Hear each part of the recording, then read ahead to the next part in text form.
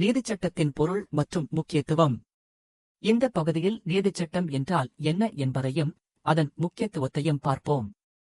நீதிச் சட்டம் என்பது சட்டமன்றத்தால் அரசியலமைப்பில் நிர்ணயிக்கப்பட்ட நடைமுறைகளுக்கு அமைவாக இயற்றப்படும் எழுத்துப்பூர்வமான சட்டமாகும்.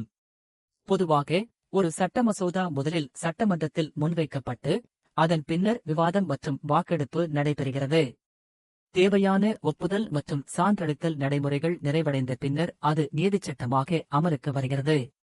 இந்த நீதிச் சட்டங்கள் சட்டத்தின் முதன்மையான ஆதாரங்களில் ஒன்றாக இருந்து தனிநபர்கள், நிறுவனங்கள் மற்றும் அரசு அமைப்புகளின் செயல்பாடுகளை கட்டுப்படுத்துகின்றன.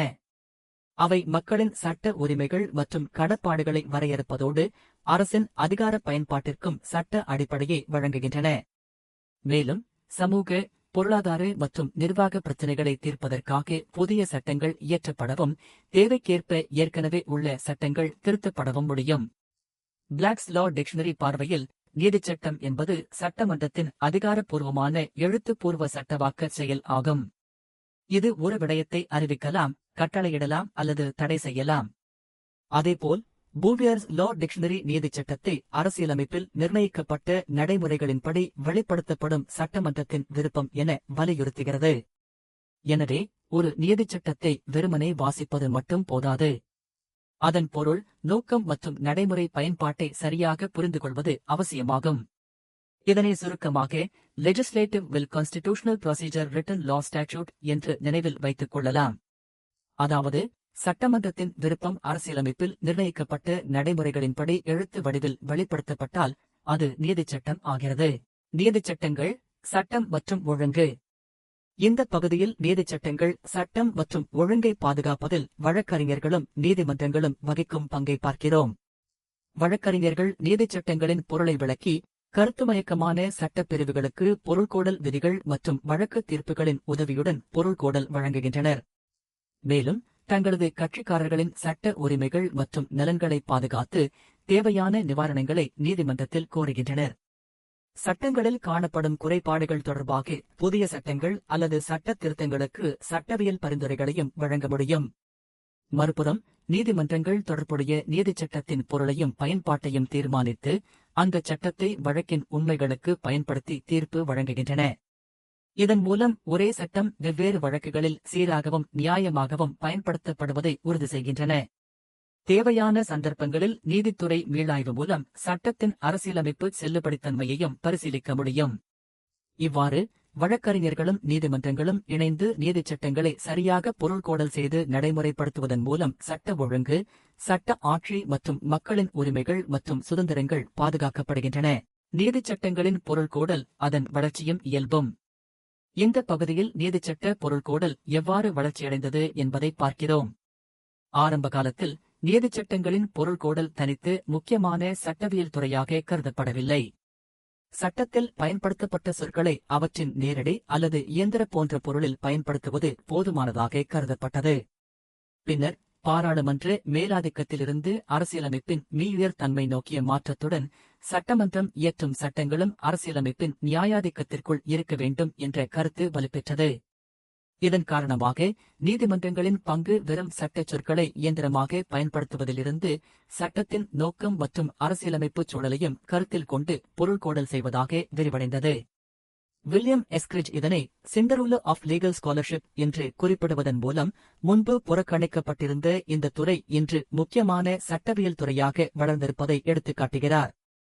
மேலும் Corocraft LTD v Pan American Airways INC வழக்கின் கருத்துப்படி சட்ட பொருள்கோடல் என்பது சயின்ஸ் பிளஸ் கிராஃப்ட், அதாவது அறிவியல் மற்றும் கைவினை என கருதப்படுகிறது. நீதிபதிகள் சட்டமியற்றுபவர்கள் அல்லர், அவர்கள் ஏற்கனவே உருவாக்கப்பட்ட சட்டத்தை முடிப்பவர்கள், பினிஷர்ஸ், செம்மைப்படுத்துபவர்கள், ரிஃபைனர்ஸ் மற்றும் மெருகூட்டுபவர்கள், பாலிஷர்ஸ் ஆகஸ்ட் செயல்படுகின்றனர். பொருள்கோடல் செயல்முறை மற்றும் நீதித்துறை படைப்பாற்றலின் வரம்புகள். இந்த பகுதியில் நீதிச்சட்ட பொருள்கோடல் 2 முக்கிய கட்டங்களைக் கொண்டது என்பதை பார்க்கிறோம். முதலாவது காக்னிட்டிவ் ஃபங்க்ஷன். இதில் நீதிமன்றம் சட்டத்தின் சொற்கள், மொழியமைப்பு, சட்டமன்றத்தின் நோக்கம் மற்றும் சமூக அரசியல் பின்னணி ஆகியவற்றை கருத்தில் கொண்டு சட்டம் உண்மையில் என்ன கூறுகிறது என்பதை தீர்மானிக்கிறது. இரண்டாவது ஜுடிஷியலி கிரியேட்டிவ் ஃபங்க்ஷன். இதில் ஏற்கனவே தீர்மானிக்கப்பட்ட சட்டப் பொருளை குறிப்பிட்ட வழக்கின் உண்மை நிலைகளுக்கு பயன்படுத்த நீதிபதி தனது விவேகம் மற்றும் நீதித்துறை அனுபவத்தை பயன்படுத்துகிறார். எனினும் நீதித்துறையின் இந்த படைப்பாற்றலுக்கு தெளிவான வரம்புகள் லிமிடேஷன்ஸ் உள்ளன. நீதிமன்றம் சட்டத்தை பொருள்கோடல் செய்யவும் அதன் நோக்கத்தை கண்டறியவும் முடியும், ஆனால் சட்டத்தை மாற்றவோ திருத்தவோ அல்லது அதில் புதிய விதிகளை சேர்க்கவோ முடியாது. ஏனெனில் சட்டங்களை உருவாக்குவது சட்டமன்றத்தின் பணி, சட்டங்களை பொருள்கோடல் செய்து நடைமுறைப்படுத்துவது நீதித்துறையின் பணி. இது வலுவேராக்கம் செப்பரேஷன் ஆஃப் பவர்ஸ் என்ற கோட்பாட்டுடன் தொடர்புடையது. மார்பரி வி மேடிசன் வழக்கின் முக்கிய கருத்தான it is the province and duty of the judicial department to say what the law is என்பதும் நீதித்துறையின் முக்கிய பணி சட்டம் என்ன என்பதை தீர்மானித்து பொருள்கோடல் செய்வதாக இருப்பதை எடுத்துக்காட்டுகிறது. ஸ்டாச்சுட்டரி இன்டர்பிரேஷன் நேரோ அண்ட் பிராட் அப்ரோச்சஸ். நீதிச் சட்டத்தின் குறுகிய மற்றும் பரந்த அல்லது விரிவான அணுகுமுறை. இந்த பகுதியில் நீதிச்சட்ட பொருள்கோடலின் குறுகிய மற்றும் பரந்த அணுகுமுறை பற்றி பார்க்கிறோம். குறுகிய அணுகுமுறையில் சட்டத்தின் சொற்கள் தெளிவாக இருந்தால் அவற்றின் நேரடி அல்லது சொற்பொருள் பின்பற்றப்படும். ஆனால் கருத்து மயக்கம் அல்லது அநியாயமான விளைவு ஏற்பட்டால் சட்டமன்றத்தின் நோக்கத்தை பாதுகாக்க தேவையான அளவிற்கு மட்டுமே பொருளை மாற்ற முடியும். இதற்கு கிரே வர்சஸ் பியர்சன் 1857 ஒரு முக்கிய எடுத்துக்காட்டாகும். மறுபுறம் விரிவான அணுகுமுறையில் லிட்ரல் மீனிங் அதாவது சொற்பொருள் அநியாயமான முடிவை ஏற்படுத்தினால் நீதிமன்றத்திற்கு சட்டத்தின் பொருளை விரிவுபடுத்துவதற்கான அதிக சுதந்திரம் உள்ளது. இங்கு நியாயம் மற்றும் நடைமுறை செயல்திறன் முக்கியமாக கருதப்படுகின்றன. அட்லர் வர்சஸ் ஜார்ஜ் 1964 வழக்கில் விசினிட்டி என்பதற்கு உள்ளே அல்லது அருகில் என விரிவான பொருள் வழங்கப்பட்டது. கோல்டன் ரூல் தங்க விதி முக்கிய வழக்குகள் மற்றும் கொள்கை. இந்த பகுதியில் தங்க விதி மற்றும் அதனுடன் தொடர்புடைய முக்கிய வழக்குகளை பார்க்கிறோம். ஆர் வர்சஸ் ஆலன் 1872 வழக்கில் மேரி என்ற சொல்லை நேரடியாக பொருள்கோடல் செய்தால் அநியாயமான விளைவு ஏற்படும் என்பதால் நீதிமன்றம் தங்க விதியை பயன்படுத்தி மேரி என்பதற்கு திருமணச் சடங்கை நடத்துதல் என பொருள் வழங்கியது. இதன் மூலம் இருதார மணச்சட்டத்தின் நோக்கம் பாதுகாக்கப்பட்டது. கிரே வர்சஸ் பியர்சன் 1857 வழக்கில் முதலில் சொற்பொருள் விதி பின்பற்றப்பட வேண்டும் என்றும் அபத்தம் அல்லது முரண்பாடு ஏற்பட்டால் மட்டுமே தேவையான அளவிற்கு பொருளை மாற்றலாம் என்றும் வலியுறுத்தப்பட்டது. இது குறுகிய அணுகுமுறையை எடுத்துக்காட்டுகிறது.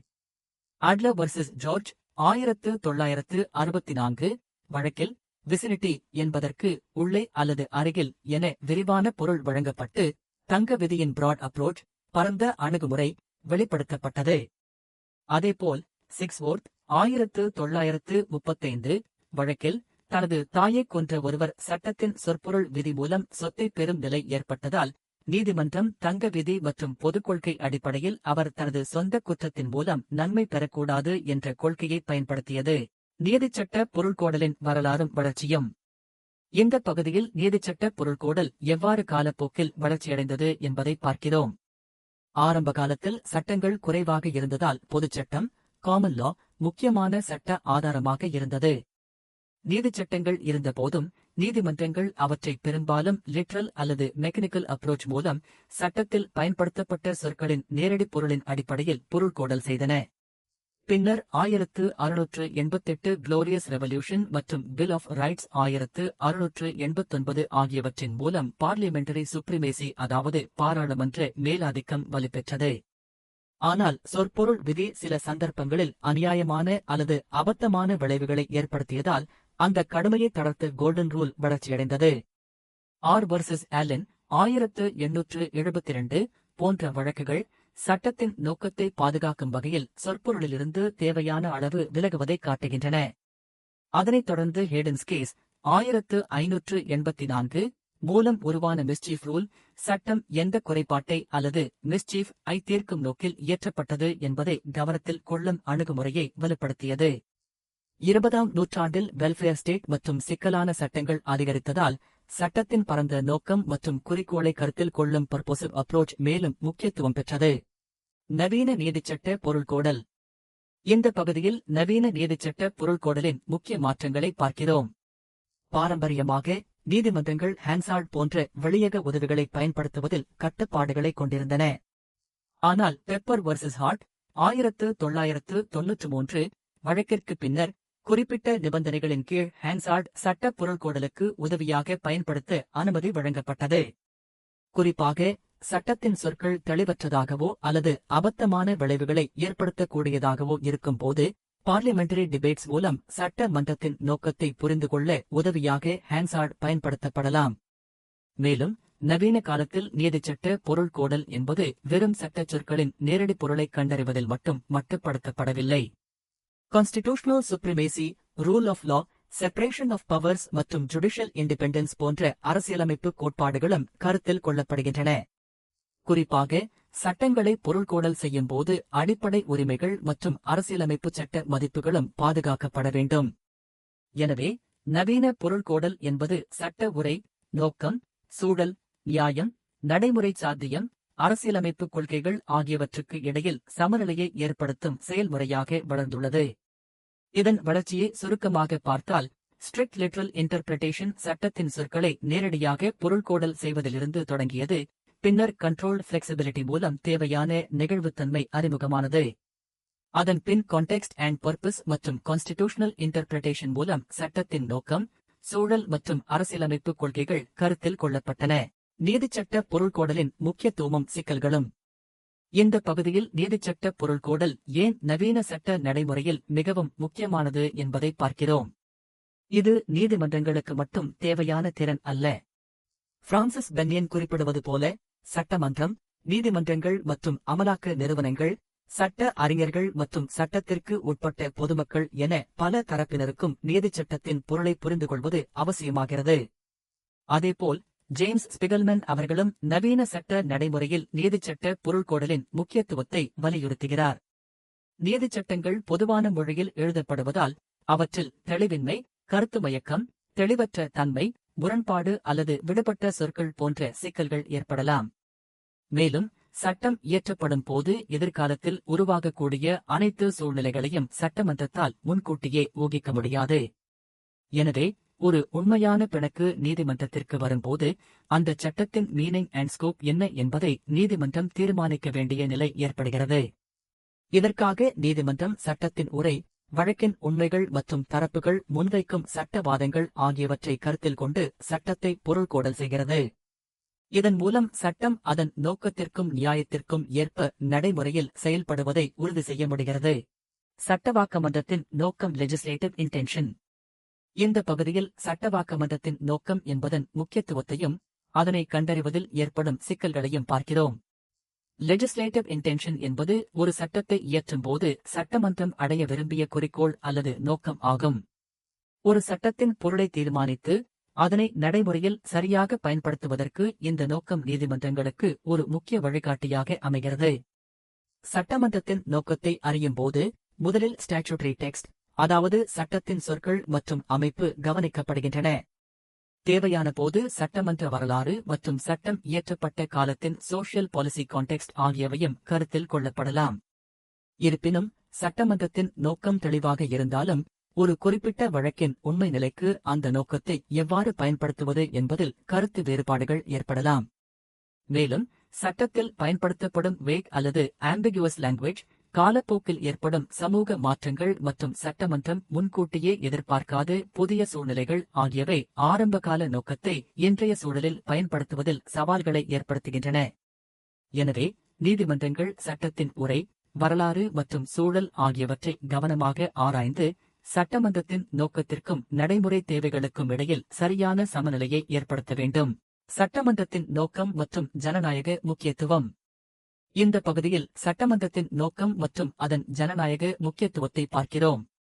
சட்டமன்றத்தின் நோக்கம் என்பது ஒரு சட்டத்தை இயற்றும் போது பாராளுமன்றம் அடைய விரும்பிய நோக்கம், குறிக்கோள் மற்றும் கொள்கை ஆகும். குறிப்பாக சட்டத்தின் சொற்கள் ஆம்பிகுவஸ், ஆப்ஸ்கூர் அல்லது ஆப்சர்ட் ஆகஸ்ட் இருக்கும் போது அந்த சட்டத்தின் நோக்கம் நீதிமன்றத்திற்கு முக்கியமான வழிகாட்டியாக அமைகிறது. சட்டத்தை வெறுமனே மெக்கானிக்கல் அல்லது லிட்ரல் முறையில் பயன்படுத்துவதற்கு பதிலாக அதன் நோக்கத்தையும் கருத்தில் கொண்டு பொருள்கோடல் செய்வது சில சந்தர்ப்பங்களில் அவசியமாகிறது. ஆனால் இங்கு வலுவேறாக்கம் மிகவும் முக்கியமானது. சட்டமன்றம் சட்டங்களை உருவாக்குகிறது, நீதித்துறை அவற்றை பொருள்கோடல் செய்து நடைமுறைப்படுத்துகிறது. எனவே நீதிமன்றங்கள் தங்களுடைய சொந்த கொள்கையின் அடிப்படையில் புதிய சட்ட விதிகளை உருவாக்காமல் சட்டமன்றத்தின் நோக்கத்தையும் அதிகாரத்தையும் மதிக்க வேண்டும். இதன் மூலம் பார்லிமெண்டரி அத்தாரிட்டி, டெமோக்ராட்டிக் ரெஸ்பெக்ட் மற்றும் செப்பரேஷன் ஆஃப் பவர்ஸ் ஆகியவை பாதுகாக்கப்படுகின்றன. அதாவது, நீதிமன்றம் சட்டத்தை பொருள்கோடல் செய்யலாம், ஆனால் சட்டமன்றத்தின் சட்டமியற்றும் அதிகாரத்தை எடுத்துக் கொள்ளக்கூடாது. ஹான்சார்ட் லெஜிஸ்லேட்டிவ் இன்டென்ஷன் லார்ட் ரீட். இந்த பகுதியில் ஹான்சார்ட் மற்றும் லெஜிஸ்லேட்டிவ் இன்டென்ஷன் ஆகியவற்றுக்கிடையிலான தொடர்பை பார்க்கிறோம். ஹான்சார்ட் என்பது பாராளுமன்றத்தில் நடைபெற்ற விவாதங்கள் மற்றும் நடவடிக்கைகளின் அதிகாரப்பூர்வ பதிவு ஆகும். இதில் சட்ட மசோதா தொடர்பான விவாதங்கள், அமைச்சரின் விளக்கங்கள், திருத்தங்கள் மற்றும் சட்டத்தின் நோக்கம் குறித்த கருத்துகள் இடம்பெறலாம். பெப்பர் வர்சஸ் ஹார்ட் 1993 வழக்கிற்கு பின்னர் குறிப்பிட்ட நிபந்தனைகளின் கீழ் ஹான்சார்ட் சட்ட பொருள்கோடலுக்கு உதவியாக நீதிமன்றங்கள் பயன்படுத்த முடியும். ஆனால் இதை பயன்படுத்தும் போது லார்ட் ரீட் இன் எச்சரிக்கை முக்கியமானது. பாராளுமன்றத்தின் அனைத்து உறுப்பினர்களும் ஒரே கருத்தை கொண்டிருக்க வேண்டிய அவசியமில்லை. மேலும் எதிர்காலத்தில் நீதிமன்றத்திற்கு வரக்கூடிய ஒவ்வொரு சூழ்நிலையையும் பார்லிமெண்ட் முன்கூட்டியே ஊகிக்க முடியாது. எனவே அமைச்சரின் அறிக்கையை முழு பாராளுமன்றத்தின் நோக்கம் என்று தானாக கருத முடியாது. இந்த எச்சரிக்கையானது பிளாக்லாசன் இன்டர்நேஷனல் எல்டிடி வர்சஸ் பேப்பியர்வொர்க் வால்ட்ஹாஃபஸ்டாஃபன்பர்க் ஏஜி 1975 என்ற வழக்கிலும் குறிப்பிட்டது போல் பாராளுமன்ற நோக்கத்தை கவனமாக அணுக வேண்டியதை காட்டுகிறது. எனவே ஹான்சார்ட் ஒரு உதவி ஆதாரம் மட்டுமே, அது சட்டத்தின் சொற்களுக்கு மேலாக நிற்கும் ஆதாரம் அல்ல. எனவே சட்டத்தின் சொற்கள் தெளிவற்றதாக இருக்கும்போது தொடர்புடைய பாராளுமன்ற விவாதங்கள் மற்றும் விளக்கங்களை ஆராய்ந்து சட்டமன்றத்தின் நோக்கத்தை கண்டறிய உதவுகிறது. பின்னர் நீதிமன்றம் அந்த நோக்கத்தின் அடிப்படையில் சட்டத்தை பொருள்கோடல் செய்கிறது. Rule of law and balanced approach. இந்த பகுதியில் சட்ட ஆட்சி மற்றும் சமநிலையான அணுகுமுறை ஆகியவற்றுக்கிடையிலான தொடர்பை பார்க்கிறோம். பர்போசிவ் இன்டர்பிரேஷன் என்பது சட்டத்தின் சொற்களை மட்டும் கவனிக்காமல் அந்த சட்டத்தின் நோக்கம் மற்றும் குறிக்கோளையும் கருத்தில் கொண்டு பொருள்கோடல் செய்வதாகும். இதன் மூலம் ஒரே மாதிரியான சூழ்நிலைகளில் சட்டம் கன்சிஸ்டன்சி மற்றும் பிரெடிக்டபிலிட்டி உடன் பயன்படுத்தப்படுவதுடன் ஃபேர்னஸ் மற்றும் ஈக்வாலிட்டி ஆகியவையும் பாதுகாக்கப்படுகின்றன. இதனால் பொதுமக்களுக்கு சட்டத்தின் மீது நம்பிக்கையும் அதிகரிக்கிறது. அதே நேரத்தில் ஒரு பேலன்ஸ்ட் அப்ரோச் அவசியமாகிறது. சட்டத்தின் ஸ்டாச்சுட்டரி டெக்ஸ்ட் தான் முதன்மையான ஆதாரம். சட்ட உரை தெளிவற்றதாக இருக்கும் போது மட்டுமே லெஜிஸ்லேட்டிவ் ஹிஸ்டரி மற்றும் ஹான்சார்ட் போன்ற துணை ஆதாரங்கள் பயன்படுத்தப்படலாம். இவை சட்டத்தின் உரைக்கு மேலானவை அல்ல, மேலும் நீதிமன்றத்தின் பங்கு புதிய சட்டத்தை உருவாக்குவது அல்ல, சட்டத்தை பொருள்கோடல் செய்வதும் நடைமுறைப்படுத்துவதும் ஆகும். எனவே interpretation is not equal to law making என்பதை நினைவில் கொள்ள வேண்டும். நீதிமன்றங்கள் சட்டத்தின் உரை, சட்டமன்றத்தின் நோக்கம் மற்றும் தேவையான சூழல் ஆகியவற்றை சமநிலைப்படுத்தி நியாயமான மற்றும் அரசியலமைப்புக்கு ஏற்புடைய சட்ட பயன்பாட்டை உறுதி செய்ய வேண்டும். அரசியலமைப்பும் நீதிச்சட்ட பொருள்கோடலும். இந்த பகுதியில் அரசியலமைப்புக்கும் நீதிச்சட்ட பொருள்கோடலுக்கும் உள்ள தொடர்பை பார்க்கிறோம். அரசியலமைப்பு நாட்டின் உயர்ந்த சட்டமாக இருந்து அரசின் அதிகாரங்களையும் அவற்றின் எல்லைகளையும் நிர்ணயிக்கிறது. மேலும் democracy, rule of law, equality மற்றும் ஜுடிஷியல் இண்டிபெண்டன்ஸ் போன்ற அடிப்படை மதிப்புகளையும் பாதுகாக்கிறது. அதேபோல் சட்டமன்றம், நிர்வாகத்துறை மற்றும் நீதித்துறை ஆகிய 3 அரசு கிளைகளின் கட்டமைப்பையும் அரசியலமைப்பு உருவாக்குகிறது. குடிமக்களின் உரிமைகள் மற்றும் சுதந்திரங்களை பாதுகாப்பதும் அதன் முக்கிய பணியாகும். எனவே நீதிமன்றங்கள் நீதிச் சட்டங்களை பொருள்கோடல் செய்யும் போது அந்த பொருள் அரசியலமைப்பின் அடிப்படை கொள்கைகள் மற்றும் மதிப்புகளுக்கு முரணாக இல்லாத வகையில் இருக்க வேண்டும். கான்ஸ்டிடியூஷனலிசம் அண்ட் செப்பரேஷன் ஆஃப் பவர்ஸ். இந்த பகுதியில் அரசியலமைப்புவாதம் மற்றும் வலுவேராக்கம் ஆகிய 2 முக்கிய அரசியலமைப்பு கோட்பாடுகளை பார்க்கிறோம். கான்ஸ்டிடியூஷனலிசம் என்பது அரசு தனது அதிகாரங்களை அரசியலமைப்பு நிர்ணயித்த நியாயாதிக்கத்திற்குள் மட்டுமே பயன்படுத்த வேண்டும் என்பதை குறிக்கிறது. இதன் மூலம் அதிகார துஷ்பிரயோகம் தடுக்கப்பட்டு டெமோக்ரசி, லிபர்ட்டி மற்றும் ஃபண்டமெண்டல் ரைட்ஸ் பாதுகாக்கப்படுகின்றன. செப்பரேஷன் ஆஃப் பவர்ஸ் என்பது அரசின் அதிகாரங்களை 3 முக்கிய கிளைகளாக பிரிப்பதாகும். சட்டமன்றம் சட்டங்களை உருவாக்குகிறது, நிர்வாகத்துறை அவற்றை நடைமுறைப்படுத்துகிறது, நீதித்துறை சட்டங்களை பொருள்கோடல் செய்கிறது. இதன் மூலம் அதிகாரம் ஒரே இடத்தில் குவிவது தடுக்கப்படுகிறது. மேலும் செக்ஸ் அண்ட் பேலன்சஸ் முறையின் மூலம் ஒவ்வொரு அரசு கிளையும் மற்ற கிளைகளின் அதிகார பயன்பாட்டை கட்டுப்படுத்தவும் சமநிலைப்படுத்தவும் உதவுகிறது. இதனால் அதிகார துஷ்பிரயோகம் குறைக்கப்பட்டு ஜனநாயகமும் சட்ட ஆட்சியும் பாதுகாக்கப்படுகின்றன. Rule of law and principle of legality. இந்த பகுதியில் சட்ட ஆட்சி மற்றும் சட்டப்பூர்வத்தன்மை ஆகியவற்றின் முக்கியத்துவத்தை பார்க்கிறோம். ரூல் ஆஃப் லா என்பதன் அடிப்படை கருத்து அரசு மற்றும் குடிமக்கள் அனைவரும் சட்டத்திற்கு உட்பட்டவர்கள் என்பதாகும். அரசு தனது விருப்பப்படி அல்லது தன்னிச்சையான அதிகாரத்தின் அடிப்படையில் செயல்படாமல் சட்டம் அனுமதிக்கும் எல்லைக்குள் மட்டுமே செயல்பட வேண்டும். மேலும் சட்டங்கள் பொதுமக்களுக்கு தெளிவாகவும் அணுகக்கூடியதாகவும் ஊகிக்கக்கூடியதாகவும் இருக்க வேண்டும். சட்டப்பூர்வத்தன்மை என்பது அரசின் ஒவ்வொரு நடவடிக்கைக்கும் தெளிவான சட்டப்பூர்வ அதிகார அடிப்படை இருக்க வேண்டும் என்பதை குறிக்கிறது.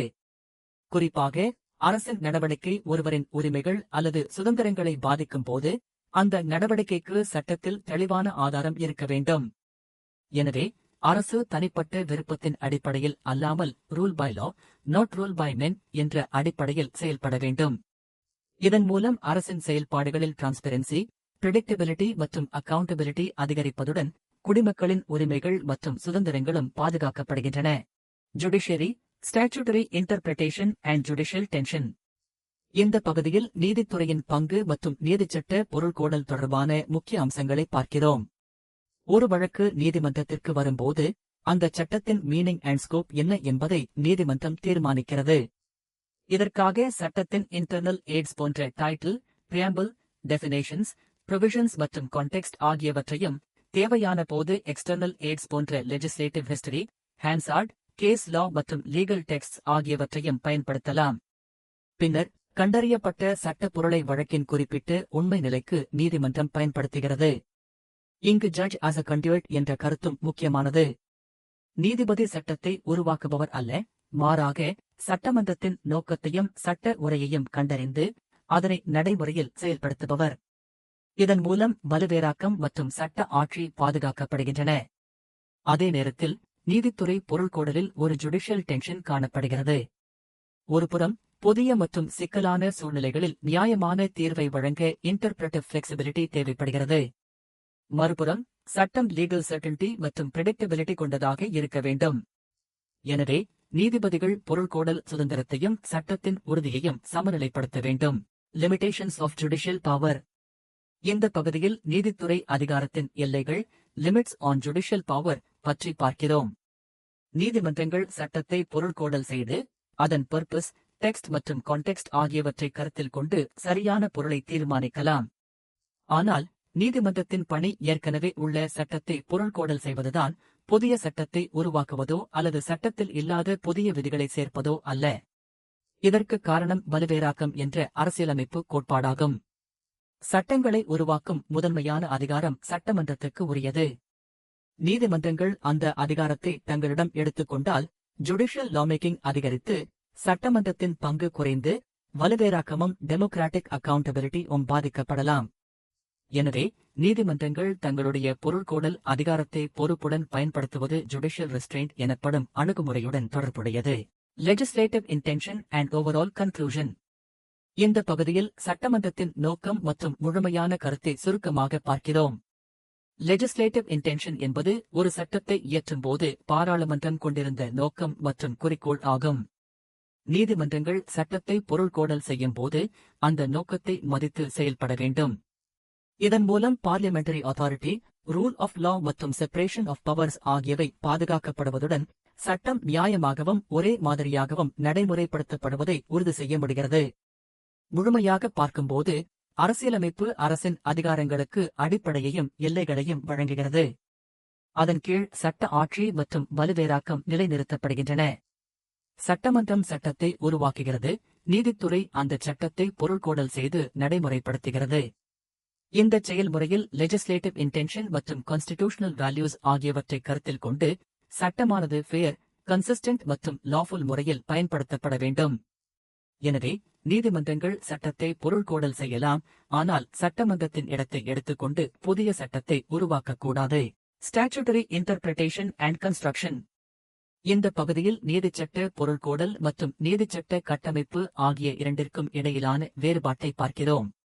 நீதிச்சட்ட பொருள்கோடல் என்பது சட்டத்தில் பயன்படுத்தப்பட்டுள்ள சொற்கள் மற்றும் சொற்றொடர்களின் சரியான பொருளை கண்டறியும் செயல்முறையாகும். இதன் முக்கிய கேள்வி வாட் டஸ் த லா சே என்பதாகும். அதாவது சட்டம் உண்மையில் என்ன கூறுகிறது என்பதை தீர்மானிப்பதே நீதிச்சட்ட பொருள்கோடலின் நோக்கமாகும். இதற்கு மாறாக நீதிச்சட்ட கட்டமைப்பு என்பது பொருள்கோடல் மூலம் கண்டறியப்பட்ட சட்டப் பொருளை குறிப்பிட்ட வழக்கின் உண்மை நிலைக்கு எவ்வாறு பயன்படுத்த வேண்டும் என்பதை தீர்மானிப்பதாகும். இதன் முக்கிய கேள்வி how does the law apply என்பதாகும்.